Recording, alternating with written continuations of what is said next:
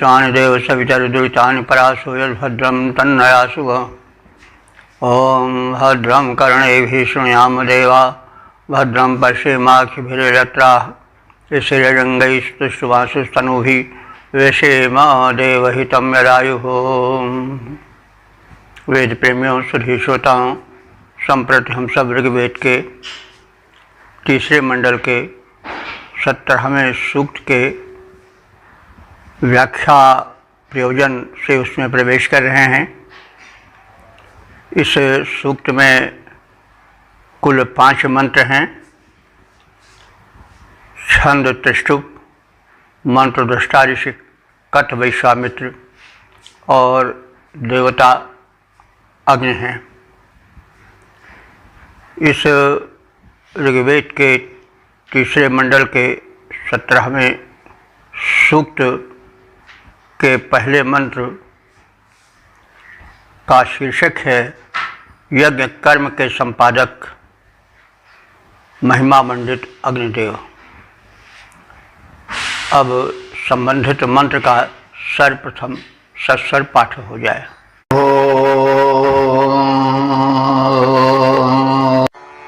समिध्यमानः प्रथमानुधर्मासमक्त्वभिरज्यते विश्ववारः। शोचिष्के एषो घृतनिर्निक्पावकः स्वजज्ञो अग्निर्यजथाय देवान्। इस प्रथम मंत्र में कहा गया है कि अग्निदेव जो हैं यज्ञ धर्म के आधारभूत हैं और अनेक विशेषताओं से युक्त हैं। ऋषि कह रहा है कि धर्म अग्नि, धर्म धारण करने वाले अग्निदेव। धर्म क्या है? धर्म का बड़ा व्यापक अर्थ है और बड़ा महत्वपूर्ण अर्थ है। थोड़ी भ्रांतियाँ उत्पन्न हो जाती हैं, इसलिए अनर्थ भी हो जाता है। धर्म का अर्थ होता है ध्येते धारायते वा इति धर्म, जो धारण करने योग्य हो और जो धारण किया जाए और जिसके बिना धारक का अस्तित्व संकट में पड़ जाए, वही धर्म है। जैसे अग्नि का धर्म क्या है? प्रकाश देना, ताप देना, ऊष्मा देना आदि आदि। तो यह धर्म अग्नि का कभी उससे छूटता नहीं है और छूट जाए तो फिर अग्नि का अग्नित्व बाधित होगा। इसी प्रकार से मनुष्य है। मनुष्य का धर्म क्या है? मनुष्यता, इंसानियत जिसको कहते हैं। पूजा पद्धति को ही लोग धर्म मान लेते हैं। ये धर्म का अधूरा अर्थ है। मनुष्य है तो मनुष्य का धर्म है मनुष्यता, इंसानियत, मानवता। तो अग्नि अपने धर्म पर अडिग है। सभी जो देव हैं वे अपने अपने धर्म पर स्थिर हैं। पवन का धर्म है चलना, प्राणवायु देना। सूर्य का धर्म है प्रकाश देना। जल का धर्म है प्यास बुझाना, पवित्र करना आदि। तो सृष्टि के सभी अवयव जो देव शक्ति हैं वे धर्म से युक्त हैं। मनुष्य का धर्म मानवता है, मनुष्यता है, और वह जब इस मनुष्यता से गिर जाता है तो फिर धर्म भी अधर्म हो जाता है और धर्म के नाम पर अधर्म होने लगता है, परपीड़न होने लगता है, धर्म के नाम पर आगजनी होने लगती है। क्या क्या अनर्थ होते हैं आप सब जानते हैं। तो ये भ्रांति बस होते हैं। तो अग्नि को धर्म का धुर माना गया है क्योंकि वे वह अपने धर्म पर कभी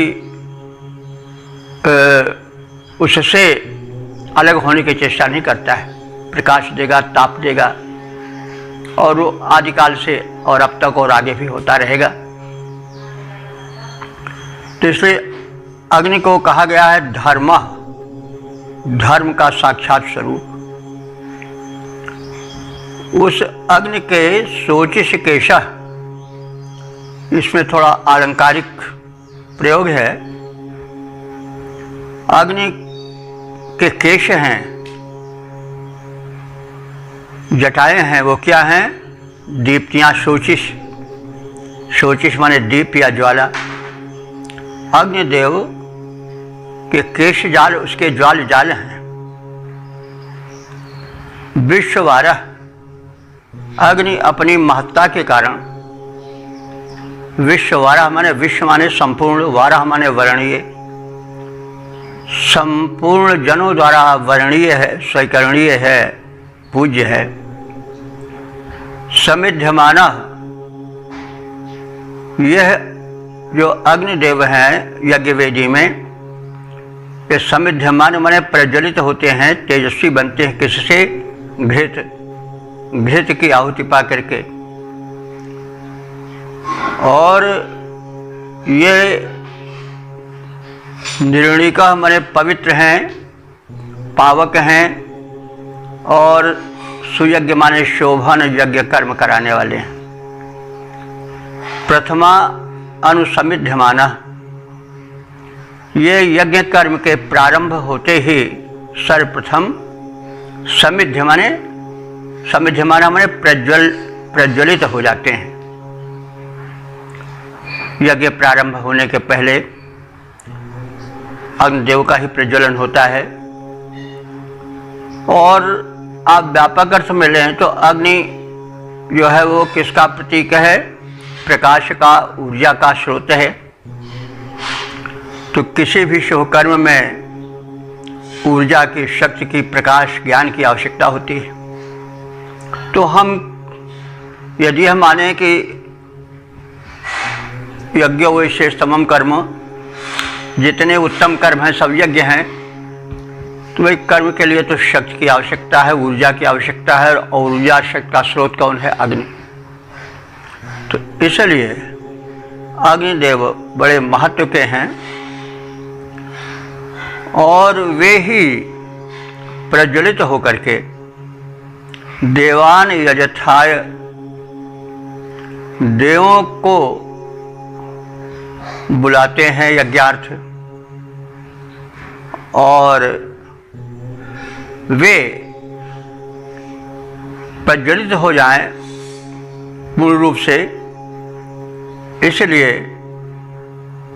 वे सम अज्जते, घृत से अच्छे प्रकार से सिंचित कर दिए जाते हैं। यानी पर्याप्त मात्रा में घृत यज्ञवेदी में अग्नि के प्रज्वलन के समय डाल दिया जाता है, ताकि आहुतियाँ वे पूर्ण रूप से भक्षण कर सकें और उसे देव प्राप्त कर सकें। देव कौन हैं? जल, पवन, आकाश, पृथ्वी, वृक्ष, वनस्पतियाँ तो सब शोधित होते हैं। अग्नि में जो औषधीय द्रव्य डाला जाता है हविष्य के रूप में, और उससे सबको जीवन मिलता है, स्फूर्ति मिलती है, आरोग्य मिलता है। तो इन सब दृष्टियों से हम अग्निदेव को देखें। आर्यों का, वैदिक आर्यों का सबसे बड़ा धर्म यज्ञ था, और यज्ञ के द्वारा बड़ा लोक कल्याण होता था। इस विषय में हम जहाँ तहाँ कहते भी आते रहे हैं। आप पूर्णतः सुनेंगे सबको तो अच्छी तरह से अर्थबोध में सहायता होगी, और ये स्वतः प्रतीति होने लगेगी कि वैदिक धर्म बड़ा उच्च धर्म है, और आदि धर्म है, और मूल धर्म है, और इसमें किसी प्रकार का भेदभाव या विरोध या द्वेष प्रकट होने का अवकाश ही नहीं है, गुंजाइश ही नहीं है। तो ऋषि कह रहा है कि ये अग्निदेव धर्म धारक हैं। इनके ज्वाला रूपी केश जो हैं वो बड़े सुशोभन हैं। ये सबके द्वारा वर्णनीय हैं, स्वीकरणीय हैं। ये समिधाओं, काष्ठ आदि और ये सब समिधा है जिससे अग्नि प्रज्वलन होता है, वो साधन समिधा है। तो ये अग्निदेव समिधाओं से, समिधा का थोड़ा सम्यक इध्यते इति समिधा, जिसके द्वारा अग्नि सम्यक यानी भली प्रकार से प्रज्वलित हो जाए, वो समिधा है। तो समिधाओं से ये अग्निदेव प्रज्वलित होते हैं, घृत से और अधिक प्रदीप्त होते हैं। ये पवित्र करने वाले हैं और उत्तम यज्ञों के आधारभूत हैं, संपादक हैं। वे प्रारंभ में प्रज्वलित होकर देव यजन के निमित्त घृतादिक से भली प्रकार से सिंचित होते हैं यज्ञ प्रयोजन से। पद्य रूपांतरण है, ये अग्निधारक, ये अग्निधर्म धारक ज्वाला केशों से शोभा पाते हैं। ये अग्निधर्म धारक ज्वाला केशों से शोभा पाते हैं, समिधाओं से जल जाते हैं, घृत से प्रदीप्त हो जाते हैं। ये दिव्य यज्ञ में हो प्रदीप्त, पावन पावन सर्वस्व बनाते हैं, सबके द्वारा वर्णनीय यज्ञ के संपादक बन जाते हैं।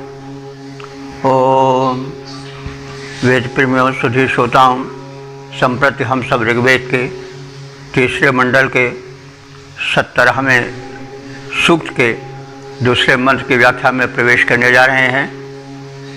छंद त्रिष्टुप, मंत्र दृष्टाश कत वैश्वामित्र देवता अग्नि हैं तथा प्रतिपाद्य है हविष्यान्न को देव तक पहुँचाने की अग्निदेव से प्रार्थना। अब संबंधित मंत्र का सर्वप्रथम सस्वर पाठ हो जाए। यथा यजोहोत्रमग्ने पृथिव्या यथा आदिपोजात वेदश्चिकित्वान् एवानेन हविषा यक्षिदेवान् मनुष्वद्यज्ञं प्रतिरेम मद्या। इस दूसरे मंत्र में अवनी अंबर को अपनी ऊर्जा से, प्रकाशक शक्ति से आपूरित करने वाले अग्निदेव से हम उपासकों के यज्ञ कर्म को पूर्ण कर देने की प्रार्थना है। अग्निदेव की महत्ता का कथन करते हुए ऋषि कह रहा है कि अग्नि, हे अग्निदेवता, तुमने यथा पृथिव्या होत्रम अयजा, जैसे पृथ्वी की होत्रम माने अग्निहोत्र, यज्ञ आदि के अनुष्ठान से उसे उसकी पूजा की। तो पूजा का अर्थ आराधना भी होता है, पूजा का अर्थ परिपूर्ण करना भी होता है। जैसे आज भी प्रयोग में कहा जाता है कि उसका घाव पूज रहा है, यानी भर रहा है। तो पूजा का अर्थ पूर्ण करना और आराधना करना। तो अग्निदेव ने पृथ्वी की पूजा की, यानी पृथ्वी को पूर्ण बनाया ताप से, प्रकाश से और अपने अन्य गुणों, शक्ति प्रदान आदि के द्वारा। तो पूजा पवित्र कर्म को कहते हैं और प्रत्येक कर्म पूजा बन जाता है अगर वह शुभ चिंतना पर आधारित हो, यदि उसके साथ पवित्र भावना का संयोग हो। तो अग्निदेव ने अपनी पवित्रता से, पावनता से, प्रकाशत्व से पृथ्वी की पूजा की। पूजा की माने उसको पूर्ण किया प्रकाश से, ऊर्जा से, और उस कर्म को उन्होंने पूजा माना। और इस तरह से संदिष्ट है कि मनुष्य को कर्म पूजा समझकर करना चाहिए। तो उसी प्रकार से तुमने आकाश को भी अपने तेज से, पवित्रता से परिपूरित किया, उसकी भी पूजा की। तो हे जात वेद, हे जात मात्र को जानने वाले, यानी जो कुछ इस ब्रह्मांड में है उसको तुम जानने वाले हो, जात मात्र के वेदता।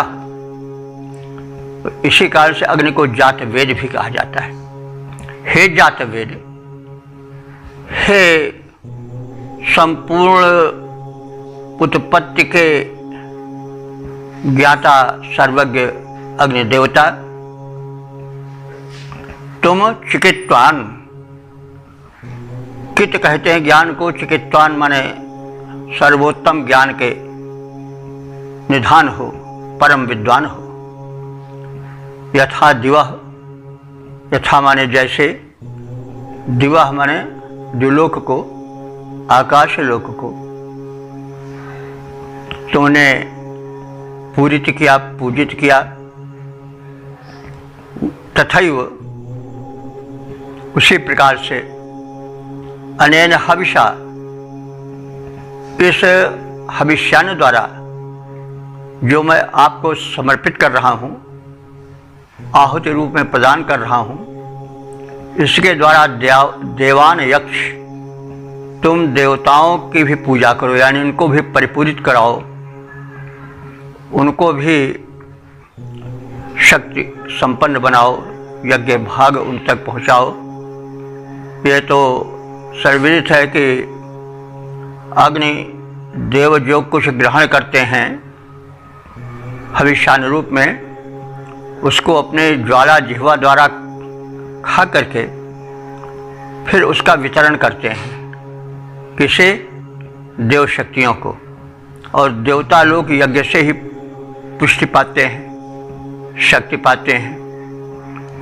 तो इसीलिए अग्नि को होता कहा गया है, अग्नि को देवदूत कहा गया है। और देवताओं के मुख अग्नि हैं, अग्नि के मुख से ही देवता भक्षण करते हैं, ऐसी मान्यता है। तो कहने का मतलब सीधा तो अर्थ यह होगा कि जो आहुति डाली जाती है वो भस्म होती है, औषधीय होती है, इसका सूक्ष्म अंश चारों ओर फैल जाता है, जो वातावरण है उसका परिशोधन होता है, पर्यावरण शुद्ध होता है। और जो देव शक्तियाँ हैं, जल, वायु, अवनी, अंबर, जो कुछ है वो सब उससे पवित्र होते हैं, समृद्ध होते हैं, परिशोधित होते हैं। तो यह है कथन में आलंकारिकता आना स्वाभाविक है, रोचकता के लिए काव्यमयता होना आवश्यक है, लेकिन उस काव्यमयता के आनंद के साथ साथ मूल अर्थ से जुड़ना आवश्यक होता है। भाव और विचार दो होते हैं, तो भाव और विचार दोनों को सम्यक स्थान देना चाहिए किसी पुण्य प्रयोजन में, किसी व्याख्या में। तो तुमने जैसे मनुष्यवत प्रतिर, जैसे राजा मनु के यज्ञ को पवित्र किया था, पूर्ण किया था, वैसे हमारे भी इस यज्ञ को पूर्ण करो, ऐसी आपसे प्रार्थना है। तो हे अग्निदेव, तुमने अग्निहोत्र द्वारा जैसे पृथ्वी की पूजा की, उसको परिपूरित किया, हव्य द्वारा जैसे आकाश की आराधना की, उसको परिपूरित किया, पूर्ण बनाया, धन्य किया, उसी प्रकार इस हव्य द्वारा जो मेरे द्वारा प्रदत्त की जा रही है यज्ञ भूमि पर, उससे देवताओं की पूजा करो और मनु के यज्ञ के समान हमारे इस यज्ञ को भी पूर्ण करो, धन्य करो। पद्य रूपांतरण है, जैसे अवनी अंबर दोनों आराधित हुए यज्ञ द्वारा, तुम्हारे द्वारा कृत यज्ञ द्वारा, जैसे अवनी अंबर दोनों आराधित हुए यज्ञ द्वारा तुमने पावन कर धन्य किया, जैसे अवनी अंबर सारा वैसे ही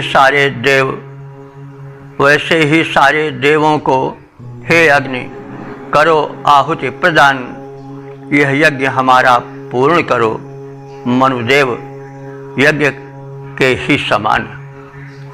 ओम वेद प्रेमियों, सुधी श्रोताओं, संप्रति हम सब ऋग्वेद के तीसरे मंडल के 70वें सूक्त के तीसरे मंत्र की व्याख्या में प्रवेश करने जा रहे हैं। मंत्र दष्टारिष कत वैश्वामित्र, देवता अग्नि और छंद त्रिष्टुप है। शीर्षक है अग्निदेव से सुख और कल्याण की कामना। अब संबंधित मंत्र का सर्वप्रथम सस्वर पाठ हो जाए। त्रीण्याजो शितवजात वेदस्तिस्र आजानीरुषसस्ते अग्ने ताभिर्देवानामवो यक्षि विद्वानथा भवयजमानाय संयोः। इस तीसरे मंत्र में अग्निदेव के परिवेश का परिचय और देवताओं को हव्य प्रदान करने और यजमानों को कल्याण प्रदान करने की प्रार्थना है। वर्णन में आलंकारिकता है और आलंकारिकता में पर्सनिफिकेशन, मानवीकरण आदि आ जाता है। सूक्ष्म शक्तियों का भी मानवीकरण किया जाता है। वैसे अग्नि देवता परमात्मा के प्रकाशक रूप हैं और जो वास्तव में देवता है वो सचेतन है। जो हम अग्नि का प्रज्वलन देखते हैं यह उनका बाह्य एक परिचय है, लेकिन उनका जो सूक्ष्म रूप है वो सचेतन है। वो कभी न उसको कोई बुझा सकता है न प्रज्वलित कर सकता है, वो एक रूप है। तो देव शक्तियों को आप सामान्य रूप से न देखें, उनकी सूक्ष्मता को सदैव विचार रखें। वर्णन में तो रूपकत्व आ जाता है, उसमें काव्यत्व आ जाता है, आलंकारिकता आ जाती है, लेकिन मूल अर्थ से जुड़ना चाहिए और काव्यमयता से एक भावात्मक आनंद लेना चाहिए। यही ऋषि का ध्येय है और यही अध्ययन का ध्येय है, और अध्येता को, व्याख्याता को, श्रोता को इसका ध्यान रखना चाहिए।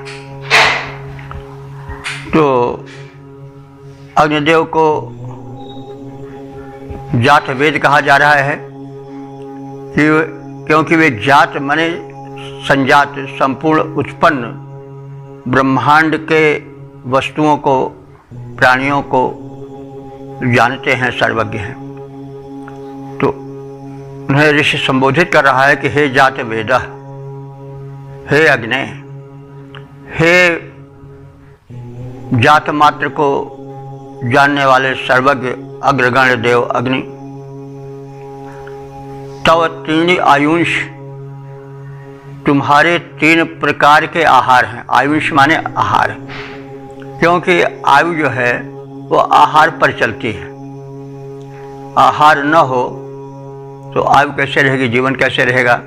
अब आहार की कई कोटियां हैं, कोई आवश्यक ही नहीं कि दाल भात फल फूल के रूप में ही हो। आहार के विविध रूप हैं। पवन भी एक आहार है। हवा को खा करके भी जिया जा सकता है, योग में यह सिद्ध है। और कहा जाता है हवा खाने जा रहे हैं, तो वो भी तो आहार ही हुआ। तो जीवन यंत्र, शरीर यंत्र चले, और मानव का शरीर यंत्र तो बड़े वैशिष्ट्यों से युक्त है। मनुष्य जैसा चाहे वैसा आहार बना सकता है। वह भिन्न भिन्न सूक्ष्म और स्थूल आहारों से अपनी ऊर्जा को बढ़ा सकता है और जीवन यज्ञ को सफल कर सकता है। तो यहाँ आयुष के संदर्भ में हमने कहा कि आयुष जो है वो आया है आहार के लिए, क्योंकि आयु से उसका संबंध है। तो हे सर्वज्ञ अग्निदेव, तुम्हारे आहार 3 हैं। तीसरा, वे कौन 3 हैं? घी, औषध और सोम। ये मंत्र में तो नाम नहीं लिया गया है, लेकिन सायणाचार्य ने अपनी व्याख्या में 3 आहारों का नाम गिनाया है। वो हैं घी, औषधि और सोम। अग्निदेव के ये 3 आहार हैं और इनकी 3 माताएं भी हैं। तीसरा 3 माताएं हैं और वे 3 माताएं क्या हैं? उषाएं। और उषाओं की 3 प्रकार कौन हैं? तीसरा उषसा ते अजनी। हे अग्निदेव, 3 उषाएं तुम्हारी माताएं हैं। तो 3 उषाएं कौन हैं? एकाह, आहीन और समगता। ये 3 उषाएं हैं, यही तुम्हारी माताएं हैं। माने उषा काल में इस उषा काल में जो इन 3 रूप में प्रकट होते हैं, वे तुम्हारे जन्मदात्री हैं। यानी यज्ञ इसी में होता है, तो होता है वही जन्म देना हुआ। तो भाई अग्नि तो सदैव है, उनका जन्म देना क्या मतलब हुआ? भाई जन्म और मरण कोई बड़ी भारी चीज नहीं है। अव्यक्त का व्यक्त हो जाना जन्म है और व्यक्त का अव्यक्त हो जाना मरण है, समाप्ति। आज से कुछ मूली पर गिने जाने वाले वर्षों में तमाम लोग अव्यक्त थे, उस आकृति से कोई परिचित नहीं था। वो अव्यक्त से व्यक्त हो गए और फिर कुछ वर्षों में वे व्यक्त से फिर अव्यक्त हो जाएंगे। तो यही व्यक्त और अव्यक्त जन्म मरण का खेल है,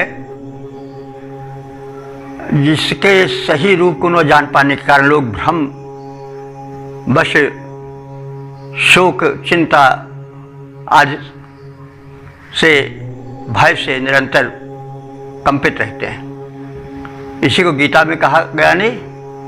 अर्जुन जब धनुष बाण रख करके साधु बनने को तैयार था कि हम तो इस भोग भरे रक्त से सने हुए भोग भरे राज्य को हम नहीं स्वीकार करेंगे, इसके लिए हम खून नहीं बहावेंगे, हम साधु बन जाएंगे और जंगल चले जाएंगे।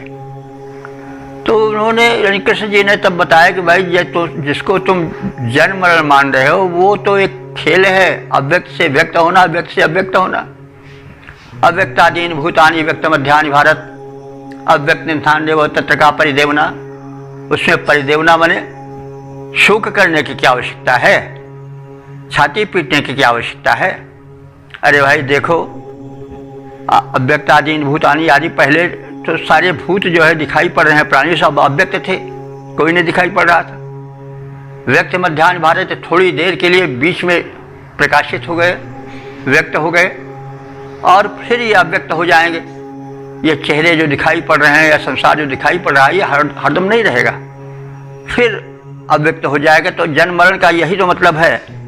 इसमें छाती पीटने सिर पीटने की क्या आवश्यकता है, साधु बनने के भागने की, या तो आदि बात।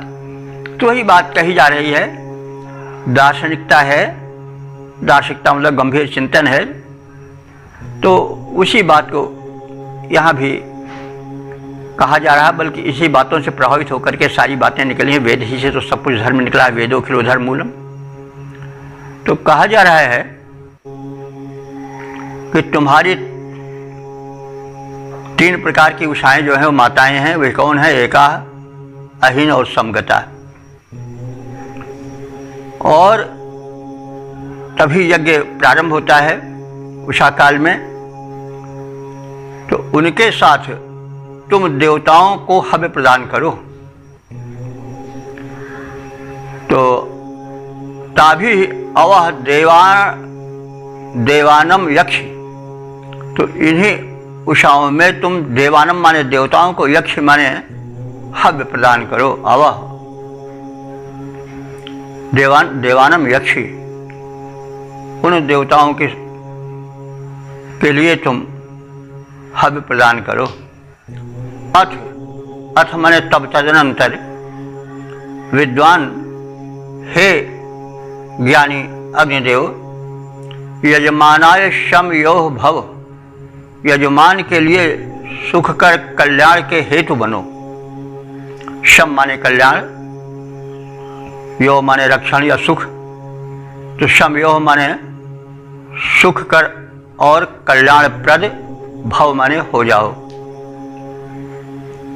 यानी इसके हेतु बन जाओ, कारण बन जाओ सुख और कल्याण के। तो हे सर्वज्ञ अग्निदेव, तुम्हारे आहार 3 हैं, घृत, औषधि और सोम रस। तुम्हारी 3 माताएं हैं, वे उषाएं हैं। वे कौन हैं? एकाह, आतीन और समगता। ये नाम सायण भाष्य में है, उसी के अनुसार हम कह रहे हैं। तो उनके साथ तुम देवताओं को, हे अग्निदेव, हव्य प्रदान करो। उषा काल में जो यज्ञ होता है, वो पवित्र यज्ञ भाग तुम देवताओं को, दिव्य शक्तियों को ले जाओ, जिससे पर्यावरण शोधन हो, देव शक्तियाँ पुष्ट हों और वे मनुष्य को यथेष्ट प्रदान कर सकें। तुम, हे अग्निदेव, यजमान के लिए सुख और कल्याण के हेतु बन जाओ। पद रूपांतरण है, आहार तुम्हारे त्रिविध और माताएं 3 तुम्हारी हैं। हे अग्निदेव, आहार तुम्हारे त्रिविध और माताएं 3 तुम्हारी हैं। हे अग्नि देव सर्वज्ञ, विनय तुमसे अब यही हमारी है। इन 3 उषाओं से मिलकर देवों को हव्य प्रदान करो। हे अग्निदेव, 2 यजमानों को सुख, उनका कल्याण करो। ओ वेद प्रेमियों, सुधी श्रोताओं, संप्रति हम सब ऋग्वेद के 3रे मंडल के 17वें सूक्त के 4थे मंत्र की व्याख्या में प्रवेश करने जा रहे हैं। मंत्र दृष्टा ऋषिकत वैश्वामित्र देवता अग्नि और छंद त्रिष्टुप है। शीर्षक है अग्नि का महात्म कथन और स्तुति। अब संबंधित मंत्र का सर्वप्रथम सस्वर पाठ हो जाए।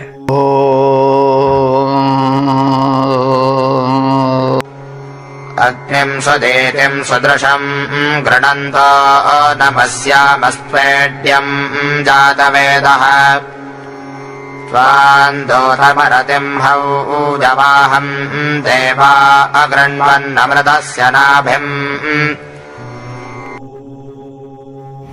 इस 4थे मंत्र में कहा गया है कि अग्नि महिमा मंडित हैं, इस कारण से स्तुत्य हैं।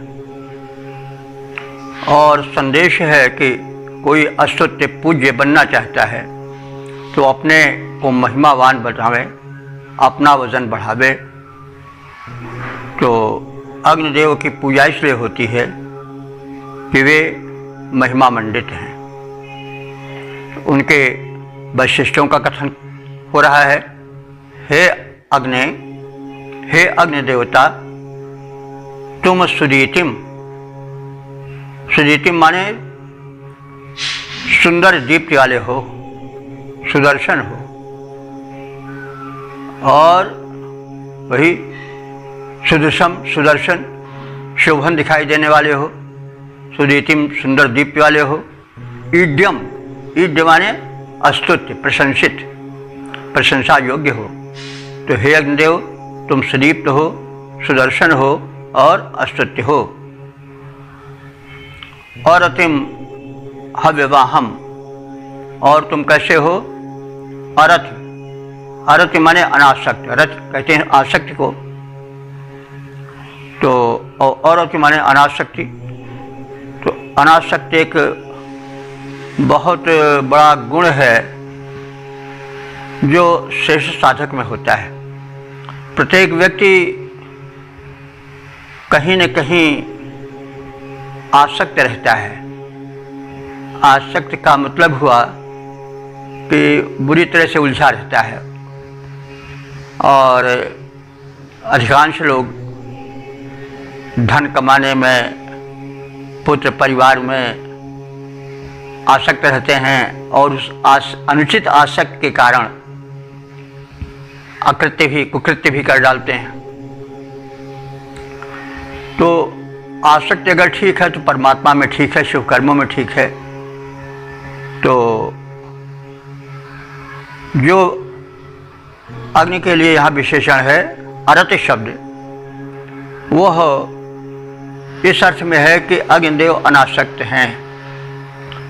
वो आसक्तिवश कोई कर्म नहीं करते हैं कि उससे बंध करके करें। वे निष्प्रिय भाव से, अनासक्त भाव से कर्म करते हैं, इसलिए उनके लिए विशेषण प्रयुक्त हुआ है कि औरतिम। और कैसे हैं? हव्यवाहम, हवनीय द्रव्यों को जो कि पवित्र हैं, जिससे देव शक्तियाँ, जल, पवन, अंतरिक्ष, अवनी, अंबर सब पवित्र होते हैं। तो ऐसे हविष्यान्न के वे वाह माने वाहक हैं, देवों तक हविष्यान्न को ले जाने वाले हैं। और इन्हीं कारणों से हे अग्निदेव, देवाह, देवताओं ने त्वाम दूतम अकृण्वन, तुमको अपना दूत बनाया है, दूत नियुक्त किया है। दूत का, एम्बेसडर का बड़ा महत्व है। मनुष्यों और देवताओं के बीच में संपर्क सूत्र अग्नि के माध्यम से होता है। तो देवताओं तक पहुंचने के लिए अग्नि देव का आश्रय लेना पड़ता है, तो इसलिए उन्हें देवदूत कहा गया है। और इस महत्वपूर्ण पद को देवताओं ने अग्नि को इसलिए सौंपा कि वे पूर्वोक्त गुणों से के भंडार हैं। क्या हैं? जैसे सुरीतिम, सुदशम, ईडम यानी सुदीप्त हैं, सुदर्शन हैं, अस्तुत्य हैं। अरतिम, आसक्त से, अनुचित आसक्त से दूर हैं। और हव्य, देवों तक पहुंचाने में समर्थ हैं। इन्हीं सब गुणों के कारण अकृण्वन कर दिया। दूतम, तुमको दूत किन्होंने? देवाह, देवों ने।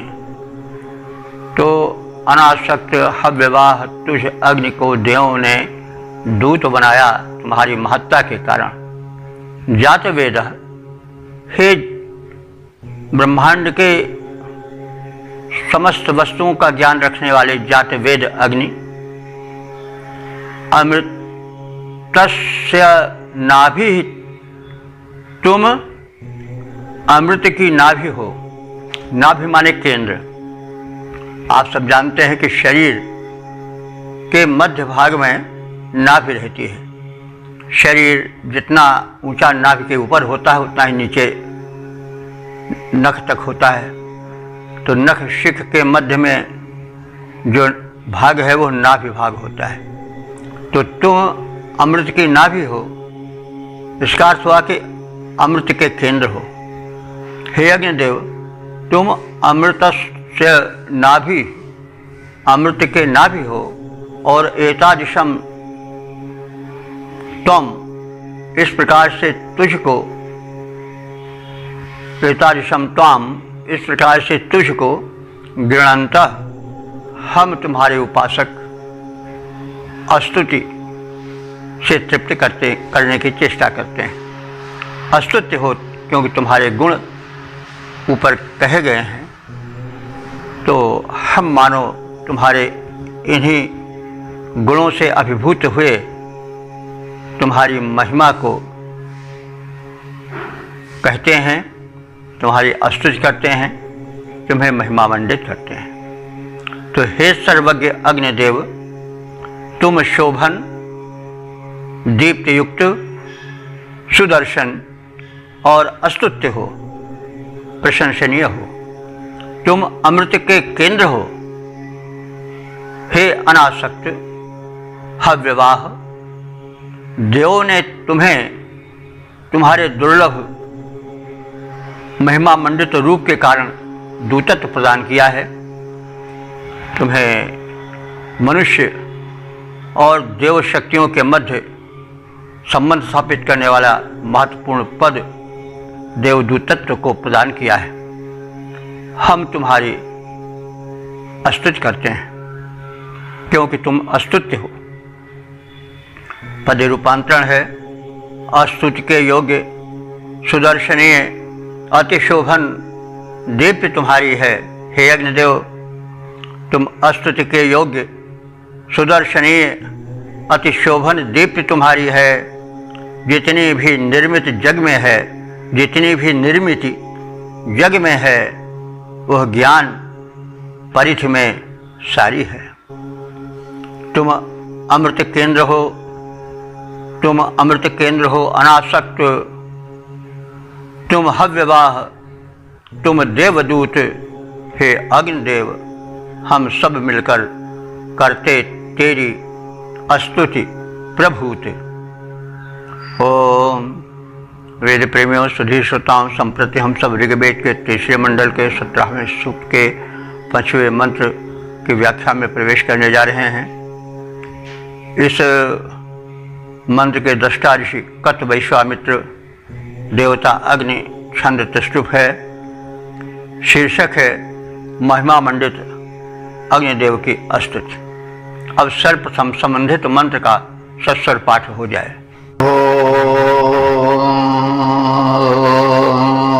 यस्त्वद्धाता पूर्वो अग्ने यजेजान्विता च सत्ता स्वधया च शम्भः तस्यानुधर्म प्रजजा चिकित्वोऽथा नोधा अध्वरन् देववेतौ। इस 5वें मंत्र में थोड़ी दार्शनिकता है, कुछ वैज्ञानिकता भी है और इसमें यह कहा गया है कि अग्नि के पूर्व भी हव्य कार्य चल रहा था। सूर्य, चंद्र और विद्युत आदि अपने किरणों से, किरण रूपी हाथों से हव्य प्रदान कर रहे थे। अवनी अंबर को परिशोधित और उर्वरा युक्त बना रहे थे और शोधित कर रहे थे, पवित्र कर रहे थे। तो अब अग्निदेव, तुम भी इस धरा गगन को शोधन द्वारा, ऊर्जा प्रदान द्वारा धन्य करो और देव शक्तियों को पुष्ट करो। तो इसमें कहा गया है 2 होता और उन्हें बताया गया है कि यज्ञ यानी अग्नि के पूर्व भी यज्ञ कर्म कर रहे थे। तो वे 2 होता जो हैं सूर्य और चंद्र माने जा सकते हैं। विद्युत भी जोड़े जा सकते हैं। तो मंत्र में तो कोई इनका नाम स्पष्ट नहीं है, लेकिन भाष्यकारों ने 2 होताओं की व्याख्या की है जिसको हम बता रहे हैं। ऋषि संबोधित करते हुए कह रहा है कि चिकित्वः अग्ने, हे ज्ञानी सर्वज्ञ अग्निदेव, त्वत् पूर्वः यह यज्ञयान होता, तुम्हारे पहले जो यज्ञयान माने पूजनीय, होता माने होम निष्पादक, यज्ञ करता थे, वे यज्ञ कर्म कर रहे थे और तुमसे पहले उन्होंने यज्ञ कर्म प्रारंभ किया था। तो वे सूर्य और चंद्र अथवा विद्युत माने जा सकते हैं, क्योंकि अपने किरण कणों द्वारा ऊर्जा प्रसार कर रहे थे और पवित्रता प्रदान कर रहे थे, पोषकत्व प्रदान कर रहे थे अवनी और अंबर को। तो हे ज्ञानी सर्वज्ञ अग्निदेव, तत्पूर्व यह यजीयान होता, तुमसे पूर्व जो पूजनीय होता थे, हव्य निष्पादक, हवन निष्पादक अथवा यज्ञकर्ता थे, उन्हें सूर्य चंद्र अथवा विद्युत रूप में माना जा सकता है।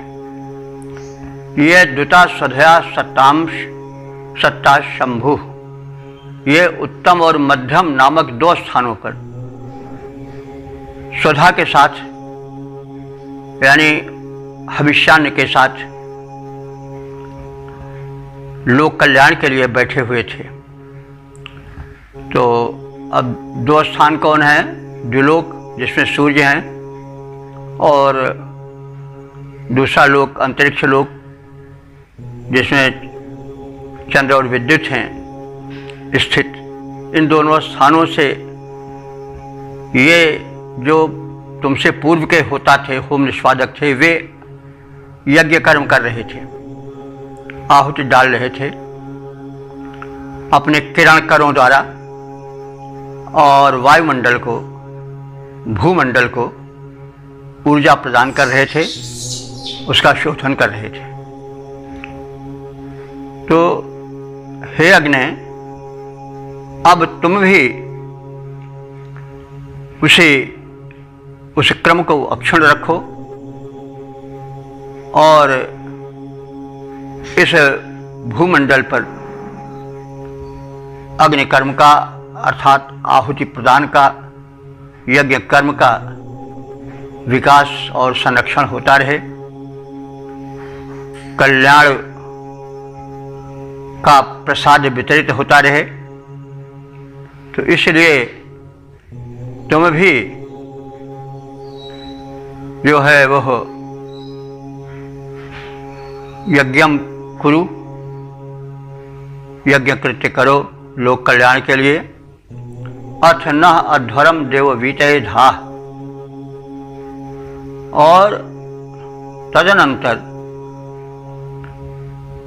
इस हमारे यज्ञ को अध्वर, देखिए अध्वर शब्द बार बार आता है यज्ञ के लिए।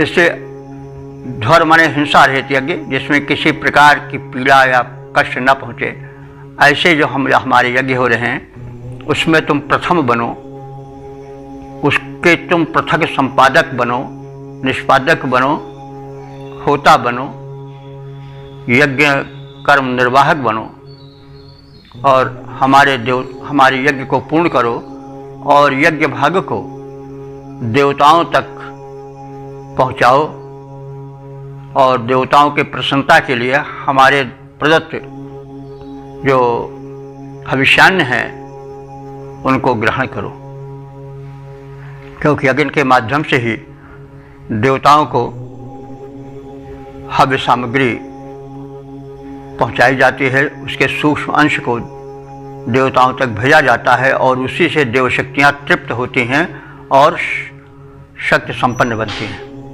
तो हे अग्निदेव, पहले जो होता उत्तम और मध्यम दो स्थानों पर यानी द्युलोक और अंतरिक्ष लोक में स्थित होकर के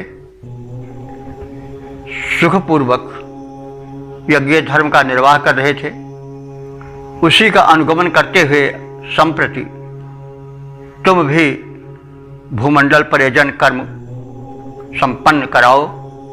तदनंतर इस यज्ञ को जो भूमंडल पर हो रहा है उसको देवों की प्रसन्नता के निमित्त धारण करो और यज्ञ भाग उन तक पहुंचाओ।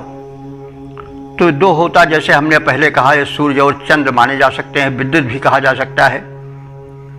ये धरती को जीवन योग्य बनाने के लिए जीवनोपयोगी तत्वों के विकास हेतु पहले अपने अपने किरण करों से आहुति डाल रहे थे। अग्नि द्वारा पृथ्वी पर यजन करने की प्रार्थना इस मंत्र में की गई है।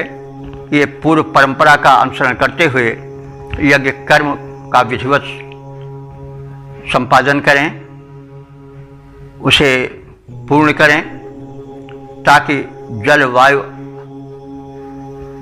आदि दिव्य देव शक्तियाँ पाएं और लोक कल्याण करें, प्रसन्न हों। तो वही हे अग्निदेव, पहले जो होता उत्तम और मध्यम दो स्थानों पर श्रद्धा के साथ, भव्य दिव्य के साथ सुखी हुए यज्ञ कर्म कर रहे थे। किरण करों से शुद्धता और दिव्यता और पोषकत्व वितरित कर रहे थे। उसी के अनुगमन पर, अनुकरण पर अब तुम इसे भूमंडल पर व्यापक यज्ञ का प्रचार प्रसार करो और तदनंतर यज्ञ कर्म के द्वारा जो दिव्य आहुति प्रदान की जा रही है उसके पोषकत्व को, उसके पावनत्व को वहन करके देवों तक पहुँचाओ, ताकि वे प्रसन्न होकर के भूमंडल का कल्याण करें, हम मानव और प्राणी मात्र धन्य बने। पद्य रूपांतरण है। उत्तम मध्यम दो स्थानों पर पहले दो होता विद्यमान। उत्तम मध्यम दो स्थानों पर पहले दो होता विद्यमान। वे बैठ स्वधा के साथ सृष्टि का यज्ञ कर रहे थे सुजान। हे अग्निदेव, अब अवनी पर तुम भी उनका अनुगमन करो। हो देव शक्तियाँ सुप्रसन्न, अवनी पर तुम भी यजन करो। ओम, इस प्रकार से हमने इस मंडल के कथित सूक्त के समापन वाले 5वें मंत्र का संक्षिप्त ज्ञान प्राप्त किया। चिंतन मनन इस पर होना चाहिए, इसकी वैज्ञानिकता पर और ऐतिहासिकता पर ध्यान देना चाहिए, उपयोगिता पर विचार करना चाहिए, चिंतन मनन करना चाहिए। तो अब इसके पश्चात हम जान लें कि हम अपने इस व्याख्या यात्रा में कितने आगे चल चुके हैं। तो जैसे अभी कहा गया है कि ऋग्वेद के इस तीसरे मंडल के 17वें सूक्त में 5 मंत्र हैं जो त्रिष्टुप छंद में निबद्ध हैं, जिनके देवता अग्नि हैं और मंत्रदृष्टा ऋषि हैं कत वैश्वामित्र। तो ये तो इस सूक्त विशेष का परिचय हुआ। अभी तक जो हम इस यात्रा में आगे बढ़े हैं, यानी सूत्रों को व्याख्यायित किए हैं, मंत्रों के विषय में परिचय प्राप्त किए हैं, उनकी संख्या हो चुकी है 2607। अब इस 17वें सूक्त के 5 मंत्रों में जो संक्षिप्त रूप से कहा गया है उसे जान लिया जाए। अग्निदेव को यज्ञ कर्म के संपादक के रूप में देखा गया है, उनके महात्म्य का कथन किया गया है। यज्ञ कर्म जो है वो पावन कर्म है जो सतत चलता रहता है, जिसके कारण भूमंडल पर जीवन है वो सब यज्ञ कर्म के कारण ही है। और सभी कर्म पर्यावरण शोधक हैं, मानव कल्याण के विधायक हैं। अग्नि को हव्यवाह कहा गया है, होम निष्पादक कहा गया है, यज्ञकर्ता कहा गया है, क्योंकि उनके माध्यम से ही यज्ञ कर्म प्रारंभ होता है। उनसे प्रार्थना है कि वे जो हविष्यान्न अर्पित किया जा रहा है उनको, उसके पोषक अंश को ले जा कर के वे देवों को प्रदान करें, जिससे वे पुष्ट हों, प्रसन्न हों और हम मानवों का कल्याण करें। तो वही पहले गुण कथन, उसके पश्चात उनसे अपने मनोरथ की पूर्ति की प्रार्थना जो सभी मंत्रों में है वो इसमें भी है। और इसमें कहा गया है कि यज्ञ कर्म शाश्वत है। पहले देव शक्तियाँ भी यज्ञ करती थीं, उसमें से सूर्य, चंद्र और विद्युत ये सब प्रधान हैं, और ये अपने किरण करों से वायु मतलब जो धरा गगन है उसको शोधित कर रही थी और ऊर्जा से भर रही थी।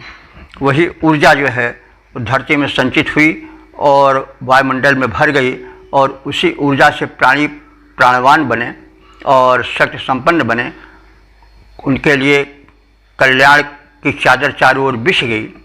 तो इसी संदर्भ में अग्निदेव भी यज्ञ कर्म करें, और जिसके माध्यम से देव शक्तियाँ जो हैं वो पुष्ट हों, तृप्त हों, प्रसन्न हों और मानव मात्र का कल्याण हो। तो इस धरती पर यज्ञ परंपरा का जो स्थूल रूप है उसको अग्निदेव यज्ञ वेदी में पूर्ण करें, और जो ऊर्जा आदि के रूप में है वो अन्य शुभ कर्मों में लगाएं, और यज्ञकर्ताओं को, शुभ कर्मकर्ताओं को प्रेरणाएं दें, शक्ति दें, ऊर्जाएं दें, आदि आदि संदेश के साथ हम इस सूक्त के विषय में अब अपने वाणी को विराम देते हैं। ओम सर्वे भवन्तु सुखिनः, सर्वे सन्तु निरामयाः, सर्वे भद्राणि पश्यन्तु, मा कश्चित् दुःख भाग् भवेत्।